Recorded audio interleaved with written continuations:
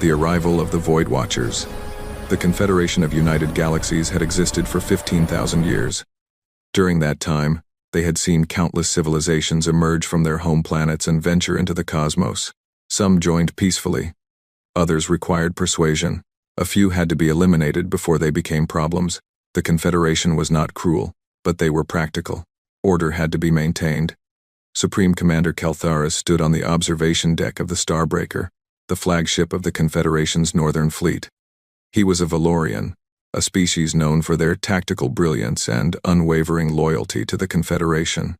His skin had a pale blue tint, and his eyes were completely black, able to see across multiple light spectrums. He had served for 200 years and had overseen the integration of 47 new species into the Confederation. Today's mission was supposed to be simple. 3 months ago, long-range scouts had detected signs of a new spacefaring civilization in Sector 447, a region previously thought to be uninhabitable due to its proximity to several unstable nebulae and radiation fields. The new species called themselves humans, originating from a planet they named Earth in a system they called Sol. Initial scans showed promise. The humans had developed basic faster-than-light travel within the last decade. Their population was concentrated on their home world, with small colonies on 2 neighboring planets. Their ships were crude but functional. Their weapons were primitive projectile-based systems with some early energy weapons. In other words, they were exactly where most species were when the Confederation found them. Keltharis had brought a standard integration fleet, 20 warships, each capable of orbital bombardment, 50 support vessels carrying diplomats, translators, scientists, and trade specialists. It was more than enough to impress any emerging civilization and demonstrate the Confederation's power. The humans would see the fleet, realize they were outmatched, and accept the Confederation's offer of membership. Then everyone could go home. The journey to human space took 6 days. During that time, Keltharis reviewed the intelligence reports. The humans were bipedal mammals with relatively short lifespans compared to most Confederation species. They had a violent history, having fought numerous wars among themselves before finally achieving a unified planetary government.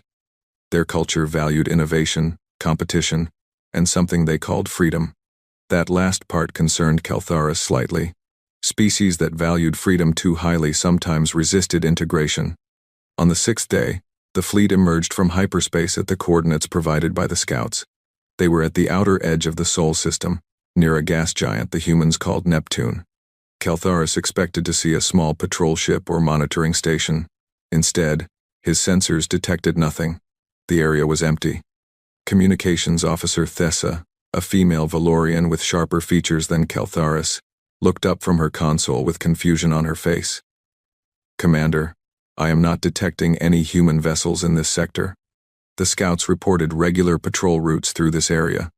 Keltharis frowned, scanned the inner system. Perhaps they have altered their patterns. Thessa worked her console for several minutes. Her expression grew more troubled with each passing moment. "Commander, I am detecting something unusual. There are multiple large mass signatures throughout the system, but they are not matching any known ship configurations." Before Keltharis could respond, every alarm on the bridge began screaming simultaneously. The lights shifted to emergency red. Officers shouted reports from every station. The tactical display lit up with dozens, then hundreds, then thousands of new contacts. "Commander, we are surrounded," Tactical Officer Brennix roared. His species, the Crothans, were massive warriors covered in thick scales. Even he sounded shaken, contacts appearing on all sides. They were cloaked. We could not detect them until now. Keltharis felt his blood turn cold. Around his fleet, space itself seemed to come alive. Ships appeared from nowhere as cloaking fields dropped. But these were not the primitive vessels the scouts had described. These were warships, hundreds of them, and they were massive. The smallest human vessel was twice the size of Keltharis's flagship. They were angular and aggressive in design, covered in what could only be weapon systems. Their hulls were a dark gray that seemed to absorb sensor beams, and they were everywhere, surrounding the Confederation fleet in a perfect sphere formation. But it was the ship at the center of the formation that made Keltharis forget how to breathe. It was beyond massive. It was a mobile fortress, a city in space, a monument to engineering that should not have been possible. The ship was shaped like a wedge, sharp at the front and widening toward the rear. Its hull bristled with weapons of every size. Keltharis counted at least 50 main cannons, each one larger than his entire ship. "Commander," the sensors officer called out, her voice trembling. "That central ship is reading at 112 kilometers in length. Its power output is greater than our entire fleet combined." "That is impossible," Keltharis whispered. "The humans were barely capable of basic spaceflight. They should not have this technology." "Commander, we are being hailed," Thessa said, audio and visual. Keltharis straightened his uniform and tried to project confidence he did not feel. "Accept the transmission." The main view screen flickered, and a human face appeared. It was a male, Keltharis guessed, based on the facial structure. His skin was dark brown, and his hair was cut very short with streaks of gray at the temples. His eyes were a striking amber color, and they studied Keltharis with an intensity that was unsettling. The human wore a uniform of deep black with gold trim and numerous insignia that likely denoted rank. Behind the human, Keltharis could see a command center that dwarfed his own bridge. Hundreds of crew members worked at stations. Holographic displays showed tactical information and ship statuses. Everything was orderly, professional, and clearly battle-ready. The human smiled, but it was not a warm expression. "Greetings, visitors. I am Grand Admiral Marcus Chen of the United Earth Defense Force. You have entered human territory without authorization. Please state your intentions." Keltharis found his voice. "I am Supreme Commander Keltharis of the Confederation of United Galaxies. We come peacefully to extend an invitation to humanity. The Confederation welcomes all civilized species into our great alliance." Admiral Chen's smile did not change. "I see. And this peaceful invitation requires 20 warships?" "The Confederation believes in demonstrating our capabilities," Keltharis replied, falling back on the standard script. "We want new species to understand the benefits of membership. Under the Confederation's protection, humanity would have access to advanced technology, trade networks spanning thousands of worlds, and security against any external threats." "And what would the Confederation require in exchange?" Chen asked. "Standard membership terms," Keltharis said. "You would acknowledge Confederation authority over matters of interstellar law and security. You would contribute resources and military support when called upon. You would open your territory to Confederation oversight. These are reasonable terms that every member species has accepted." For a long moment, Chen said nothing. Then he leaned back in his chair and pressed something on his armrest. The view screen split, showing not just Chen but 5 other humans, 3 males and 2 females, all wearing similar uniforms. "Allow me to introduce my colleagues," Chen said. "Admiral Sarah Washington, Commander of the 2nd Fleet. Admiral Hiroshi Tanaka, Commander of the 3rd Fleet. Admiral Amara Okafor, Commander of the 4th Fleet. Admiral Dmitry Volkov, Commander of the 5th Fleet. And Admiral Sofia Rodriguez, Commander of the 6th Fleet." Keltharis felt his heart's pound. 6 fleets. The humans had 6 fleets. "We appreciate your invitation, Commander Keltharis," Chen continued. "However, humanity must respectfully decline. We have no interest in surrendering our sovereignty to any external power, regardless of how ancient or powerful they claim to be." "You do not understand," Keltharis said, trying to keep his voice steady. "The Confederation has maintained peace across 10,000 star systems for millennia. Rejecting our offer would be unwise." "On the contrary," Admiral Washington said, her voice cool and measured. "We understand perfectly. You arrive with warships and demands for submission. You call it protection, but we recognize it for what it is: conquest, dressed in diplomatic language." Keltharis felt anger rising. "You are a young species taking your first steps into a dangerous galaxy. You do not know what threats exist beyond your small corner of space. The Confederation offers genuine protection." Keltharis felt anger rising. "You are a young species taking your first steps into a dangerous galaxy. You do not know what threats exist beyond your small corner of space. The Confederation offers genuine protection." Admiral Tanaka spoke next, his voice calm but firm. "Perhaps you should ask yourself why we built these ships, Commander. Did you think we stumbled into this technology by accident? We have been monitoring the galaxy for over a century. We know about the Confederation. We know about your expansion methods. We know that species who refuse integration tend to face mysterious accidents shortly afterward. That is a serious accusation, Keltharis said. It is a documented pattern, Admiral Okafor added. We have observed 19 species make first contact with the Confederation in the past 50 years. 14 joined willingly. 5 refused. All 5 experienced catastrophic system failures, terrorist attacks, or civil wars within a year. 3 are now extinct. The remaining 2 eventually joined the Confederation after their populations were reduced by 90%. The bridge was silent. Keltharis wanted to deny it, but he could not. The Confederation maintained order through any means necessary. Sometimes that required eliminating problematic civilizations before they could threaten the stability of the greater galaxy. You have been preparing for this, Keltharis said quietly. For 137 years, Admiral Volkov confirmed. Since we first detected Confederation scout ships at the edge of our territory, we knew this day would come. We knew you would arrive with warships and demands. So we prepared. The view screen changed, showing not just the ships surrounding the Confederation fleet, but images of massive orbital installations, planet-side defense systems, and fleets stationed throughout human space. There were hundreds of warships, thousands of defense platforms, and weapons systems that made Keltharis's military mind reel. This is the UES Sentinel, Chen said, as the view focused on the enormous central warship. She is the first of our Titan-class vessels. Her primary weapon can sterilize a planet from orbit in 4 minutes. Her secondary batteries can engage 300 targets simultaneously. Her shields can withstand a supernova at close range. And she is not alone. We have 4 more Titan-class vessels under construction, with plans for 20 more. Keltharis could barely process what he was hearing. The resources required to build such vessels would bankrupt most civilizations.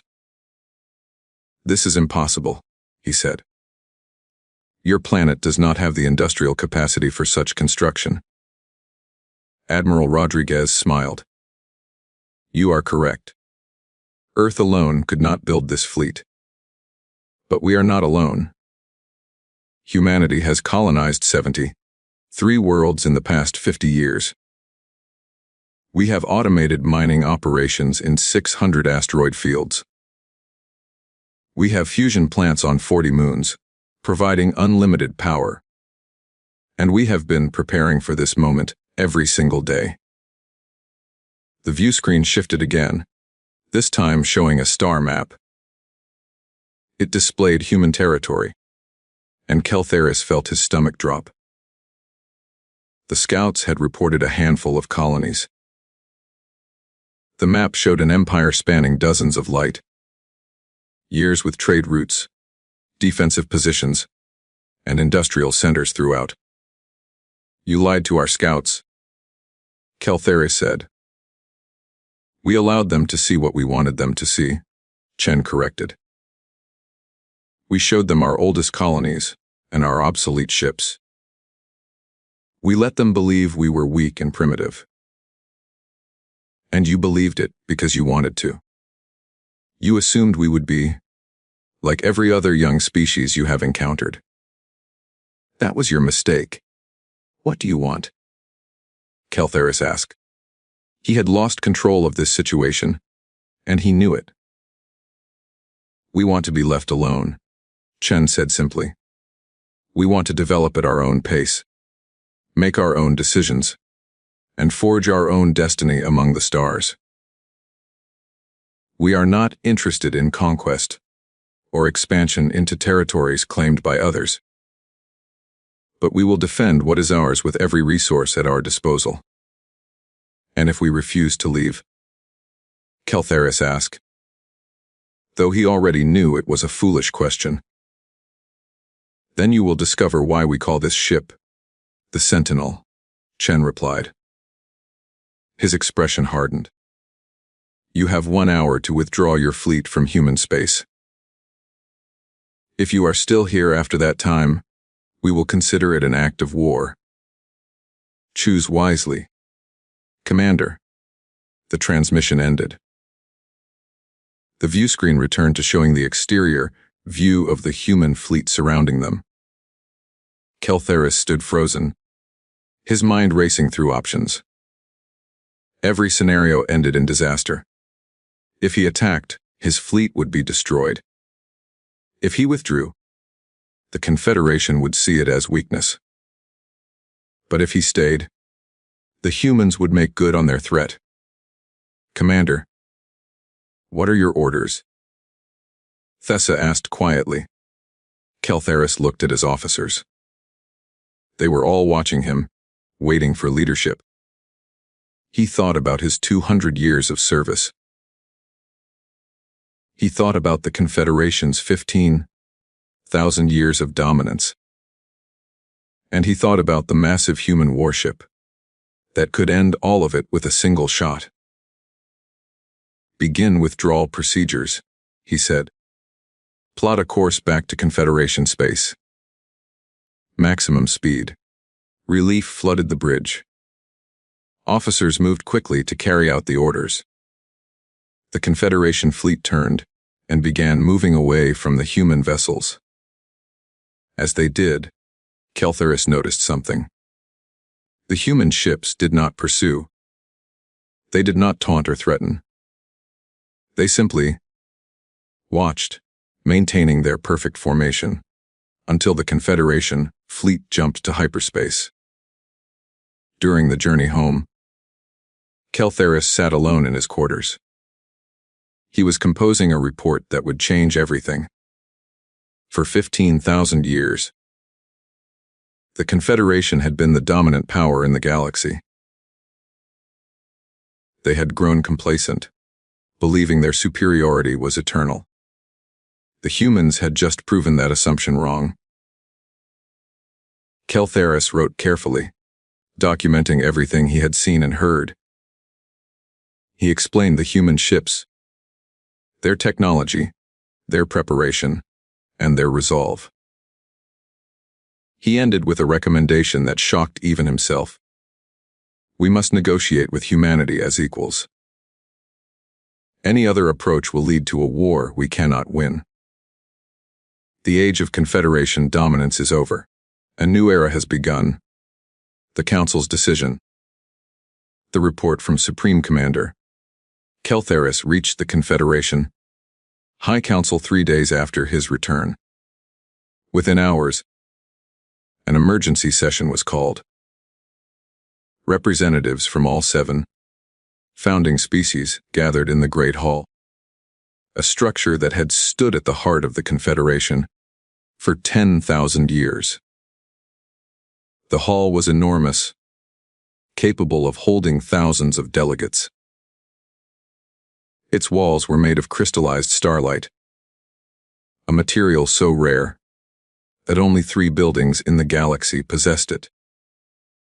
At the center of the hall sat the 7 seats, massive thrones carved from different materials, representing each founding species. The Valorians, the diplomats and strategists. The Crothans, the warriors and enforcers. The Thessians, the scientists and engineers. The Morphids, the intelligence gatherers and spies. The Luminians, beings of pure energy, who powered the Confederation's most advanced technology. The Hive, a collective consciousness of billions of insect-like beings who managed logistics and administration.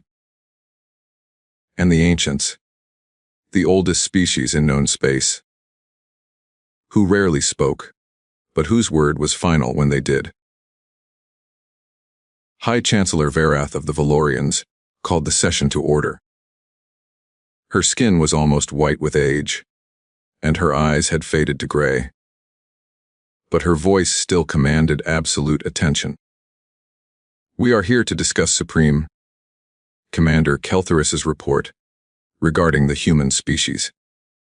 For those who have not reviewed it, I will summarize. The humans possess military technology that exceeds our own.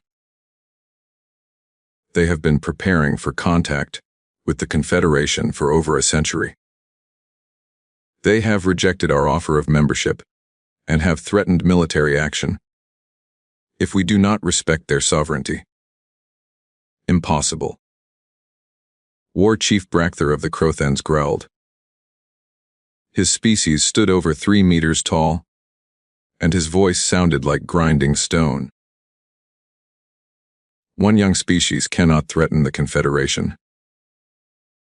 Keltharis must have exaggerated the threat. Keltharis stood from his seat in the observers section. "With your permission, High Chancellor, I would like to address that concern." Varath nodded. "Speak, Commander." "I do not exaggerate," Keltharis said. "I have served the Confederation for 2 centuries without failure. I have conquered civilizations and negotiated with hostile powers. I know the difference between a genuine threat and a bluff. The humans are not bluffing. Their flagship alone could destroy our entire northern fleet. And they have hundreds of such vessels." Chief Scientist Marix of the Thessians spoke up. Her species resembled crystalline sculptures, their bodies translucent and constantly shifting with internal light. "How is this possible? Our intelligence indicated they achieved faster than light travel only recently. The technology gap should be insurmountable. The humans are exceptional engineers and tacticians," Keltharis explained. "More importantly, they have been observing us for far longer than we realized. They knew we would come eventually, so they prepared. They built their industrial capacity specifically to construct a military force capable of deterring the Confederation." Shadow Master Vexov. The Morphids materialized from the darkness at the edge of the chamber. His species could alter their physical form at will, making them perfect spies. I find it troubling that our intelligence network failed to detect this buildup.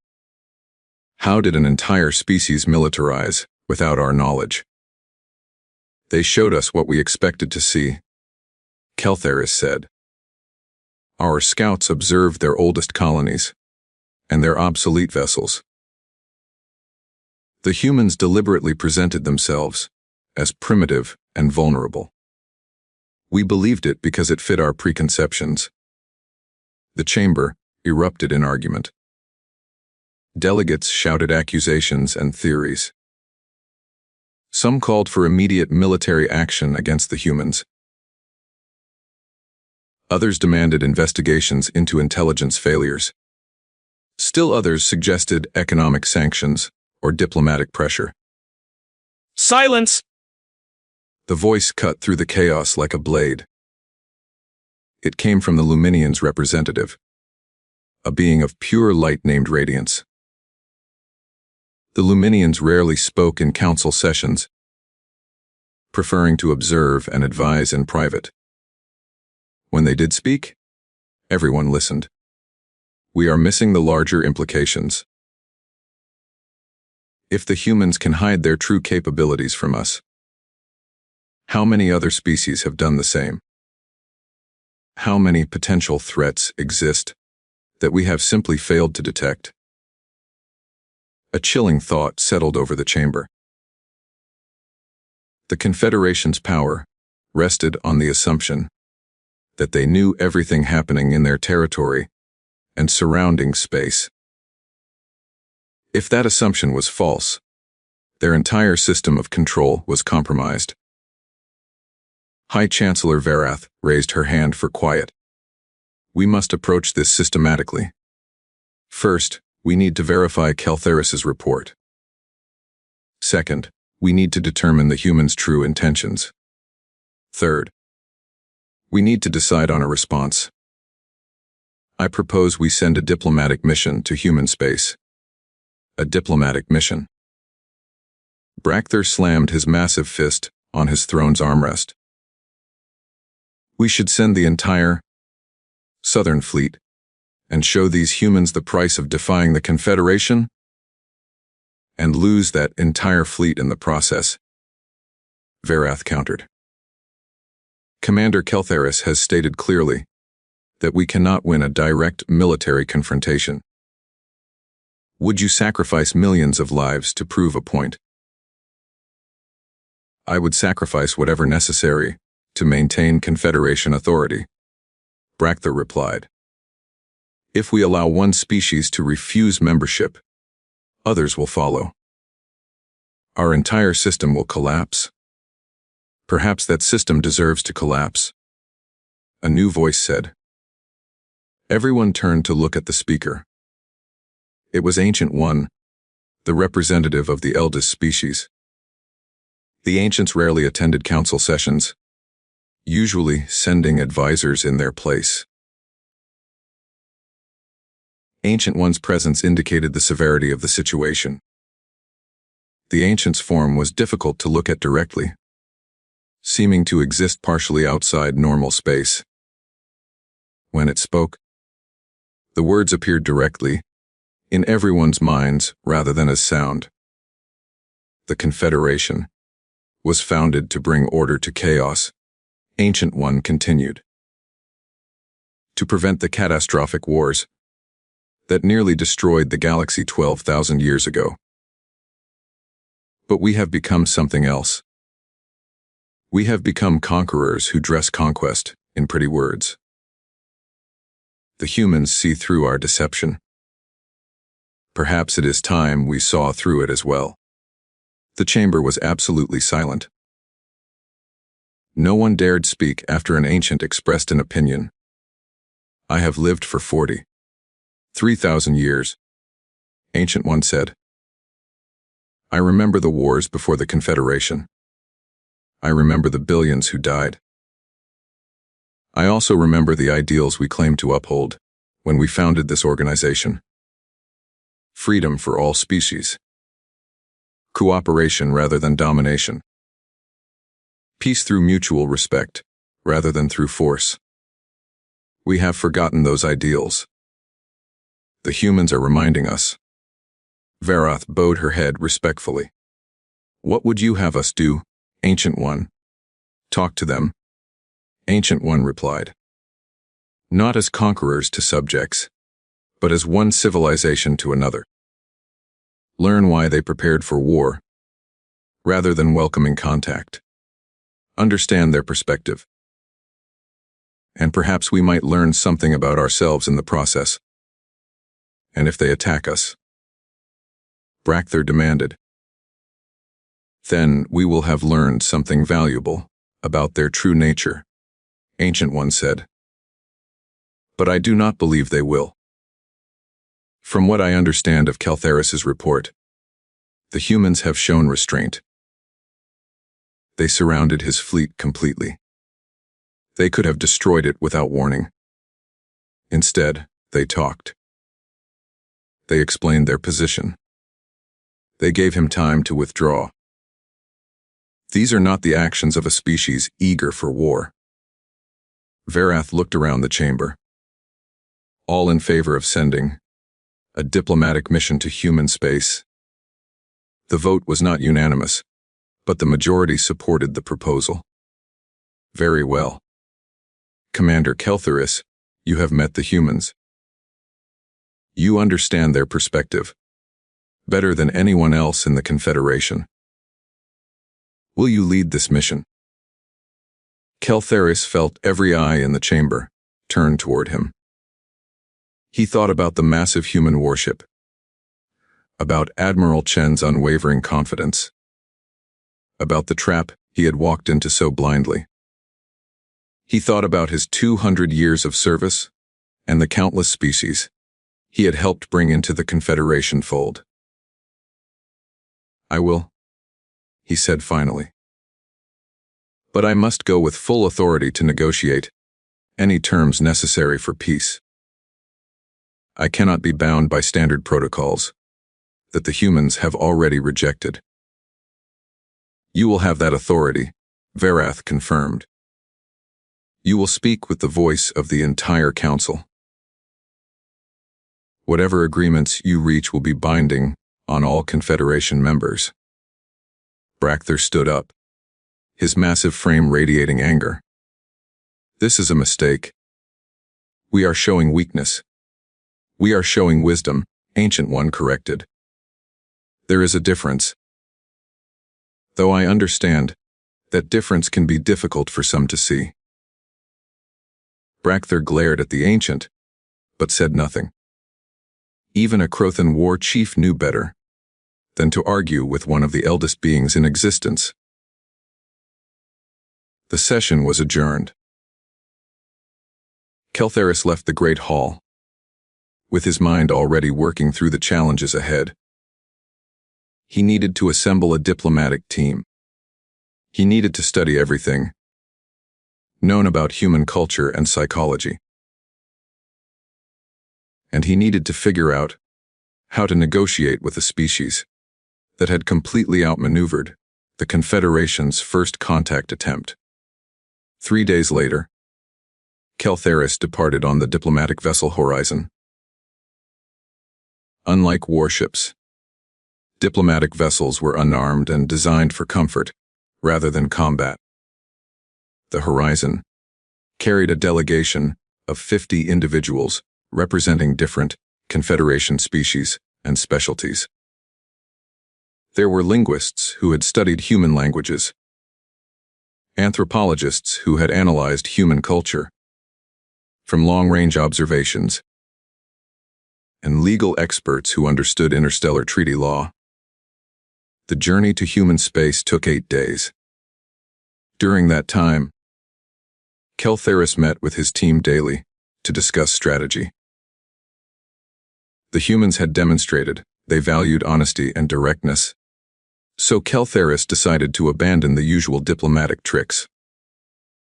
No manipulation, no hidden agendas, no carefully worded traps.